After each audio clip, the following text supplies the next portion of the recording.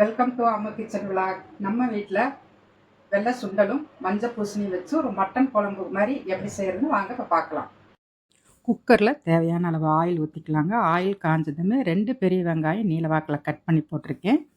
இது பாதி அளவு வணங்கினா போதுமான அளவு. 100 கிராம் சின்ன வெங்காயம் நைஸாக அரைச்சி ஊற்றிக்கலாம். இது அந்த வெங்காயத்தோட இந்த வெங்காய கலவையும் நல்லா வணக்கி விட்டுறலாம். இப்போ இது கூட இஞ்சி பூண்டு பேஸ்ட்டு 2.5 ஸ்பூன் போட்டுக்கலாங்க. இது பச்சை வாசம் போக வரைக்கும் நல்லா வணக்கி விட்டுறலாம். 1/4 ஸ்பூன் மஞ்சத்தூள், 2 ஸ்பூன் மிளகாய்த்தூள், 2.5 ஸ்பூன் மல்லித்தூள்,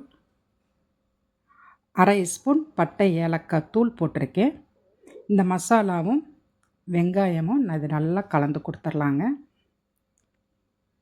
அடுப்பை கொஞ்சம் ஸ்லோவாக வச்சு இந்த மசாலா வணக்கி விட்டுறலாம். இப்போ பெரிய தக்காளி 2 தக்காளி கட் பண்ணி போட்டிருக்கேன். 2 பச்சை மிளகா, இதையும் நல்லா கலந்து கொடுத்துடலாம்.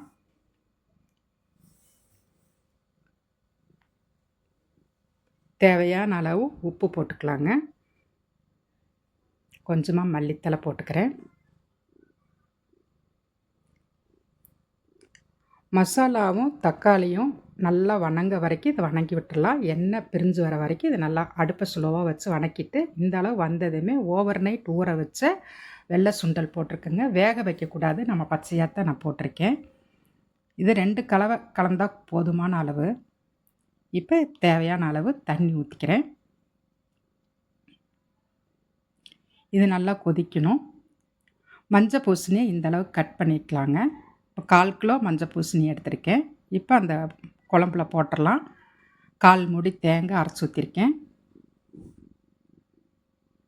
2.5 ஸ்பூன் மட்டன் மசாலா தூள் போட்டிருக்கேங்க.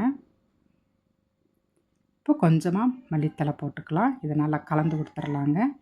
இந்த குழம்பு அவ்வளோ ரொம்ப சூப்பராக டேஸ்ட்டாக இருக்கும். சப்பாத்தி, புரோட்டா, தோசை, இட்லி, சாதம் எல்லாத்துக்குமே நல்லாயிருக்கும். இது எல்லாருமே ஒரு ட்ரை பண்ணி பாருங்கள்.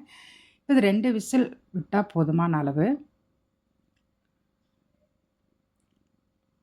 சூப்பராக ரெடி ஆயிடுச்சு பாருங்கள் இந்த குழம்பு.